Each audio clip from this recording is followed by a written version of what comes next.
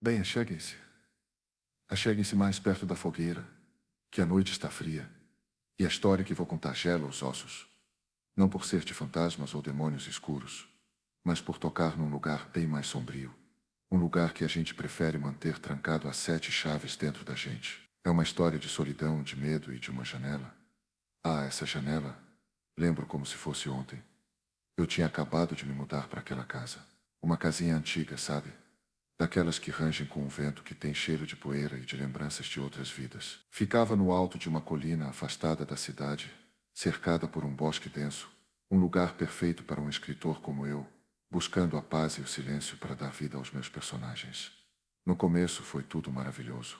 O silêncio era música, a solidão era liberdade. Eu passava os dias escrevendo, bebendo café, observando a natureza pela janela. E à noite me perdia nos livros, embalado pelo som da chuva no telhado. A casa era aconchegante, apesar de velha, e eu me sentia feliz, finalmente em paz comigo mesmo. Mas essa paz não durou muito. Começou com pequenos incômodos, sussurros na noite, sombras que se moviam no canto do olho, coisas que eu atribuía ao cansaço, à imaginação fértil de um escritor. Até que uma noite, eu ouvi um toque fraco, hesitante, na janela do meu quarto. Um tec suave, quase imperceptível. No começo pensei que fosse um galho batendo no vidro, mas não havia vento naquela noite. A lua brilhava forte, iluminando o bosque lá fora, e as árvores estavam imóveis. Levantei-me, com o coração acelerado, e fui até a janela. Espiei por entre as cortinas, mas não vi nada. Apenas o bosque escuro, banhado pela luz prateada da lua. Suspirei aliviado, e voltei para a cama, tentando convencer a mim mesmo de que tinha sido apenas a minha imaginação. Mas o toque voltou, mais forte, mais insistente. Tec. Dessa vez não hesitei. Abri a janela de supetão, esperando encontrar um animal, um pássaro talvez, mas não havia nada. Apenas o silêncio da noite, quebrado pelo meu próprio coração batendo forte no peito. Fechei a janela, trancando-a com cuidado, e voltei para a cama, tremendo. Tentei dormir, mas o medo me paralisava. Fiquei ali de olhos abertos, esperando o toque voltar, e ele voltou. A partir daquela noite, o toque na janela se tornou uma constante na minha vida. Todas as noites, sem falhar, lá estava ele. Tec, tec, tec. No começo eu ignorava, tentando me convencer de que não era real. Mas o som era insistente, perturbador, e me impedia de dormir. Depois comecei a ter raiva. Raiva daquela presença invisível, daquele toque fantasmagórico que invadia a minha paz. Gritava com a janela, xingava, ameaçava, mas o toque continuava, implacável. Então a raiva se transformou em curiosidade. Eu precisava saber o que era aquilo. Precisava entender a origem daquele toque. Comecei a pesquisar sobre a história da casa, sobre os antigos moradores, sobre lendas e histórias da região. Descobri que a casa havia sido construída no século XIX por um velho lenhador, que vivia sozinho com a filha. A menina, diziam, era uma criança solitária, que passava os dias brincando no bosque, conversando com os animais. Um dia a menina adoeceu e morreu, deixando o pai devastado. Alguns moradores da região diziam que o espírito da menina ainda vagava pela casa, procurando por alguém para brincar. Outros, mais céticos, atribuíam os ruídos estranhos aos ratos e corujas que habitavam o bosque. Eu não sabia em que acreditar, mas a história da menina me tocou profundamente. Eu também era uma pessoa solitária, buscando a paz e o silêncio para dar vida aos meus sonhos.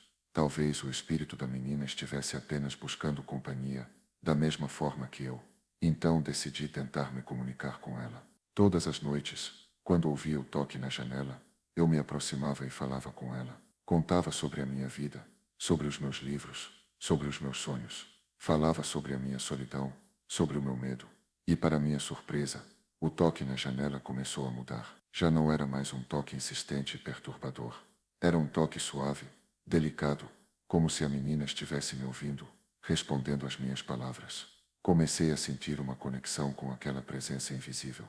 Sentia que não estava mais sozinho. Sentia que tinha encontrado uma amiga, uma confidente, alguém que me entendia. Passei a esperar ansiosamente pelo toque na janela. Era o momento mais importante do meu dia. O momento em que eu podia me conectar com aquela presença misteriosa, compartilhar os meus pensamentos e sentimentos. Um dia decidi que precisava ver a menina, Precisava saber quem era ela, como era o seu rosto, como era sua voz. Sabia que era uma loucura, que era impossível, mas a curiosidade era mais forte do que o medo. Então preparei um ritual, comprei velas, incenso, flores, desenhei um círculo mágico no chão.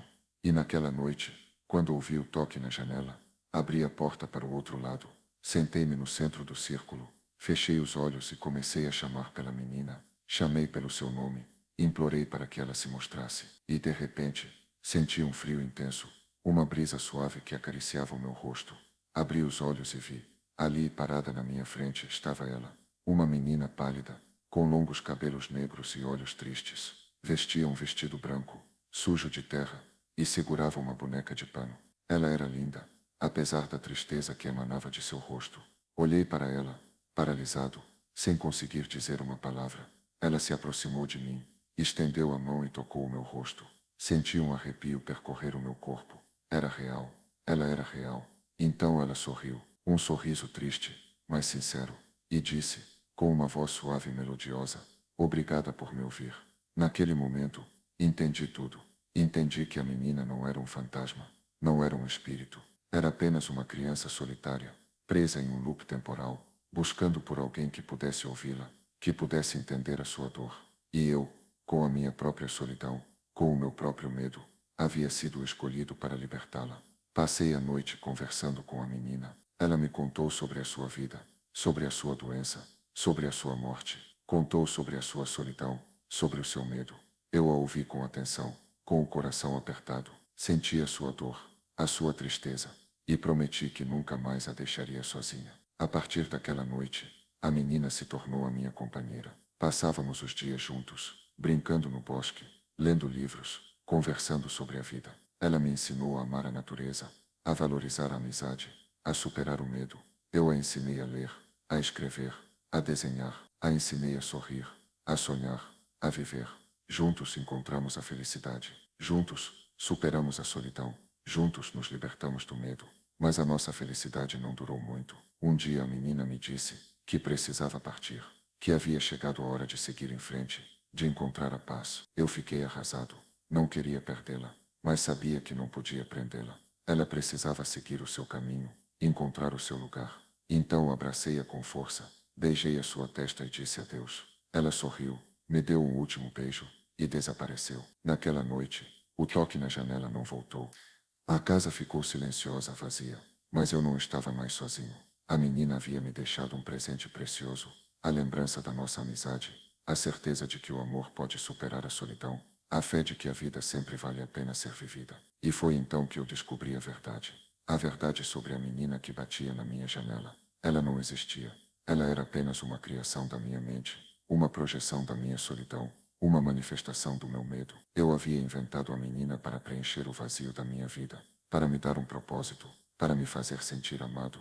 E ao inventá-la, eu havia me curado, havia superado a minha solidão, havia vencido o meu medo, havia encontrado a felicidade. A menina que batia na minha janela não existia, mas ela me salvou. E essa, meus amigos, é a história da criança que batia na minha janela. Uma história de solidão, de medo e de uma janela. Ah, essa janela, que me mostrou que a maior das fantasias pode ser a mais real das curas. Agora vamos aquecer os ossos, que o frio da noite ainda nos rodeia, e cada um leve para casa a sua própria reflexão.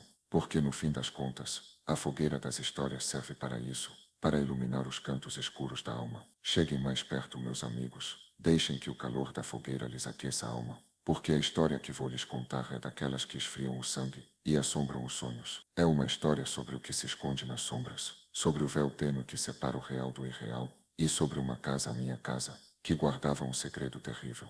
Eu era jovem, recém-casado, cheio de esperanças e ambições. A casa, uma antiga construção de madeira escura, no alto de uma colina varrida pelo vento, parecia o lugar perfeito para começar uma vida nova. Tinha um jardim vasto, um pomar decadente e uma vista que em dias claros alcançava o mar. Minha esposa Sofia, uma mulher de sorriso fácil e olhos brilhantes, se encantou com o lugar no mesmo instante em que o viu. Será o nosso lar, disse ela, com a convicção que só o amor verdadeiro pode dar. Nos primeiros meses, a vida ali foi um sonho. Passávamos os dias explorando os arredores, restaurando o jardim, pintando as paredes da casa com cores alegres. As noites eram embaladas pelo crepitar da lareira, e pelas histórias que compartilhávamos, sentados no tapete da sala, sob a luz tênue de um abajur. Sofia estava radiante, e eu, por consequência, também. Acreditávamos ter encontrado a felicidade plena, um refúgio seguro longe da agitação da cidade. Mas, como dizem, a felicidade plena é uma miragem. Uma noite, enquanto eu lia um livro na cama,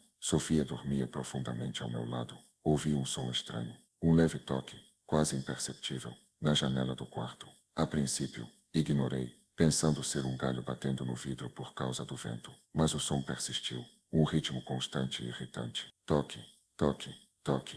Levantei meus tarosna para não acordar. Sofia e fui até a janela. A noite estava escura, a lua escondida atrás de densas nuvens. Olhei para fora, mas não vi nada. Apenas a escuridão profunda do jardim e as árvores retorcidas, dançando ao sabor do vento. Devo estar imaginando coisas, pensei, voltando para a cama. Na noite seguinte, o som retornou, mais alto, mais insistente.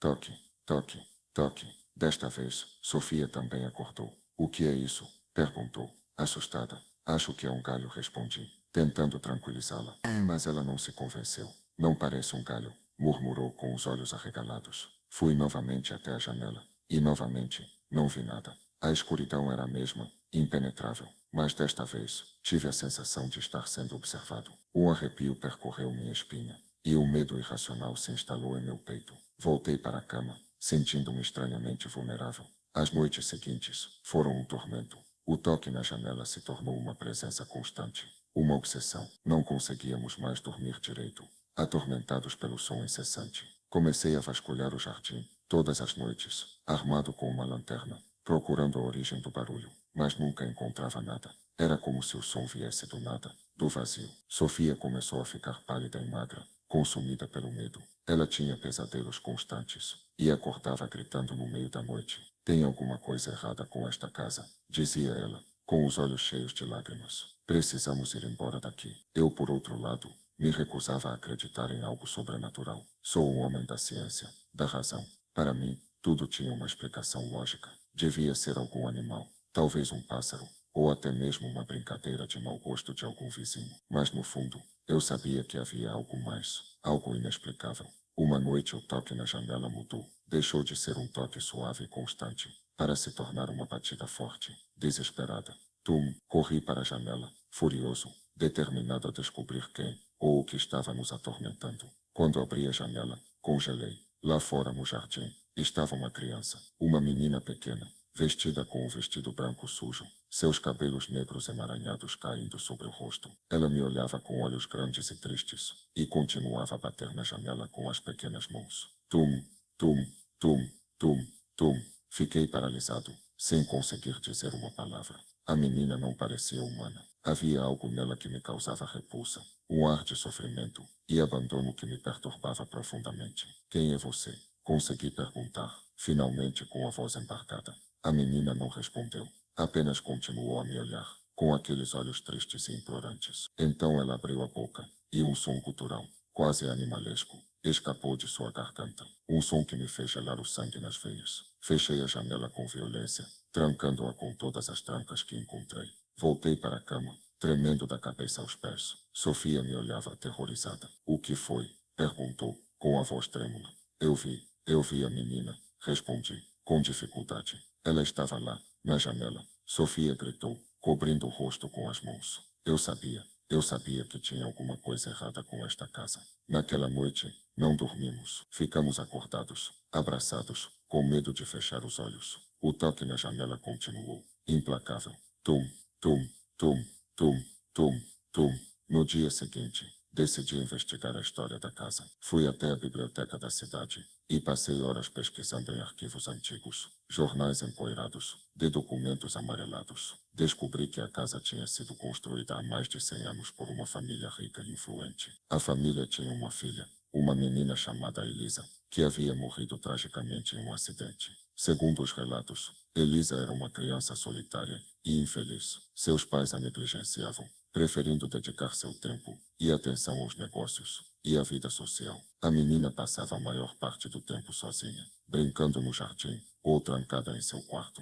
Um dia, Elisa desapareceu. Seus pais a procuraram por toda parte, mas ela nunca foi encontrada. A polícia investigou o caso, mas não conseguiu descobrir o que havia acontecido com a menina. Alguns diziam que ela havia se perdido na floresta e morrido de frio. Outros, que ela havia sido sequestrada e levada para longe. Mas a verdade nunca foi revelada. Depois do desaparecimento de Elisa, a casa ficou abandonada por muitos anos. Ninguém queria morar ali, assustado pela lenda da menina fantasma. Até que nós chegamos, ingênuos e apaixonados, dispostos a ignorar os rumores e a construir nosso próprio lar. Agora eu sabia a verdade. A menina que batia na minha janela era Elisa, o fantasma da criança perdida que assombrava a casa há mais de um século. Mas por que ela estava nos atormentando? O que ela queria de nós? Voltei para casa desesperado. Precisava proteger Sofia, tirá-la daquele lugar amaldiçoado. Mas ao chegar, encontrei a casa vazia. Sofia havia sumido.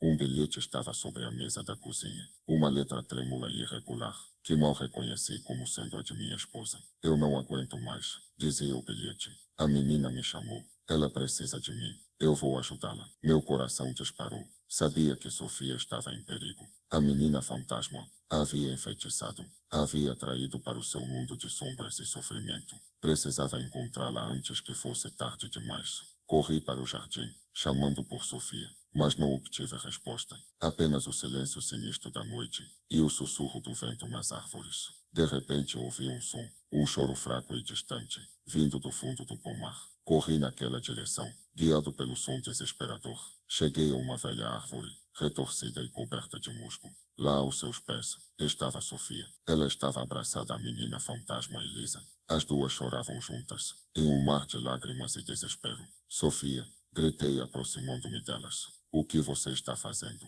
Saia de perto dessa criatura. Sofia me olhou com os olhos marejados. Ela precisa de ajuda, disse ela com a voz embargada. Ela está sozinha e assustada. Precisamos ajudá-la a encontrar a paz. Você está louca? Exclamei. Essa menina está morta. Ela é um fantasma. Não podemos ajudá-la. Mas Sofia não me ouvia. Ela estava completamente absorvida pela menina fantasma, cativada pela sua dor e sofrimento. De repente Elisa me olhou. Seus olhos antes tristes e implorantes, agora brilhavam com uma intensidade maligna. Um sorriso macabro se formou em seus lábios pálidos. Ela é minha agora, disse Elisa com uma voz fria e cortante. Ela vai ficar comigo para sempre. Então Elisa estendeu a mão e tocou o rosto de Sofia. No mesmo instante, Sofia gritou e caiu no chão inerte. Corri para socorrê-la, mas era tarde demais. Sofia estava morta. Seus olhos estavam abertos, fixos no vazio. Em seu rosto uma expressão de terror absoluto. A menina fantasma desapareceu, como se nunca tivesse existido, deixando-me sozinho, no meio do pomar, com o corpo sem vida de minha esposa em meus braços. Naquela noite, perdi tudo. Perdi minha esposa, minha felicidade, minha sanidade. A casa que eu acreditava ser meu lar se tornou meu pesadelo, o palco de uma tragédia inexplicável. Saí daquela casa no dia seguinte, jurando nunca mais voltar. Deixei para trás os fantasmas do passado, a dor da perda e a lembrança amarga de um amor interrompido. Mas a história de Elisa, a menina que batia na minha janela, me persegue até hoje. Às vezes à noite, ouço o som distante de um toque fraco e insistente. Toque, toque, toque, toque. E sei que ela ainda está lá, vagando pela casa abandonada, à espera de outra vítima para saciar sua sede de vingança e solidão. Por isso, meus amigos, tomem cuidado com o que se esconde nas sombras. Nem tudo que vemos é real, e nem tudo que é real é bom. E, se por acaso ouvirem um toque na janela em uma noite escura, não abram, porque do outro lado, pode estar a menina que não existe, pronta para roubar sua alma e levá-la para o mundo do morta. E essa, meus amigos, é a história da criança que batia na minha janela. Uma história que me assombra até hoje, e que espero que os faça pensar duas vezes antes de ignorar os sinais do mundo invisível. Agora vamos nos aquecer mais perto da fogueira, porque a noite ainda é longa e escura, e os fantasmas com os pomos adoram uma boa plateia.